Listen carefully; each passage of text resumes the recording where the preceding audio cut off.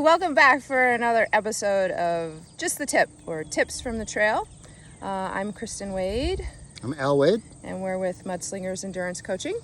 And today we wanted to talk a little bit about goals and expectations, specifically when you have an event or a race ahead of you. So I'm going to ask Al a couple questions. He's going to give some answers, and then we'll leave you alone. So Al, if you can kind of explain, what do you think the difference between goals and expectations are? Well, I think sometimes goals can be a little looser, where expectations are a little bit more critical on being critical of yourself. I think I like to approach these events, especially the 906 events, because there's a lot of obstacles and a lot that can go wrong, and it's a very long day. So to get too tight onto your expectations can sometimes derail your whole event.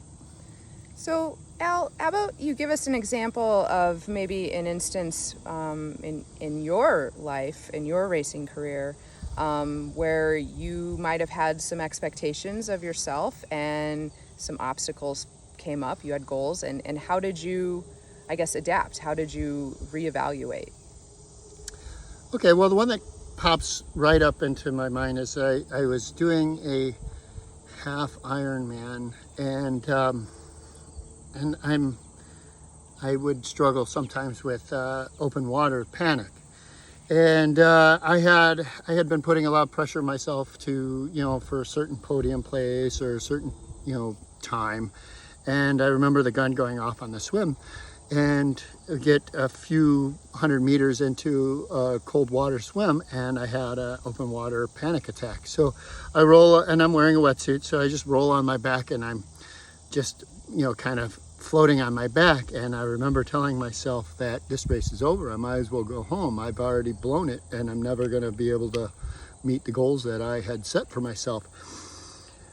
And then I had a moment after the initial panic where I had to look at it and look at the facts, right? Mm-hmm. And I look at the facts, and I'm telling myself, okay, I've been floating on my back for 30 seconds here.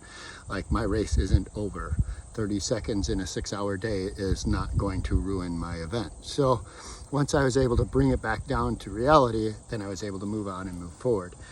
I think sometimes in the 906 events, especially these ones that you're talking 20 plus hours, like, you might have an expectation of yourself going into it, and then any point during that day, it can get derailed. So I would like, for myself, is to keep my goals really loose and my expectations really loose going into the event, because there's so many obstacles that can come into play. The last thing you need during a 20-hour day is another reason to quit. And I think sometimes if you have a hard expectation of yourself and you start doing the math and you know that you're not going to reach that number that you had in your head, that it's another reason to say, well, this isn't my year, maybe I'll try it next year. Where the ultimate goal is to challenge yourself. And to challenge yourself, you don't need a number.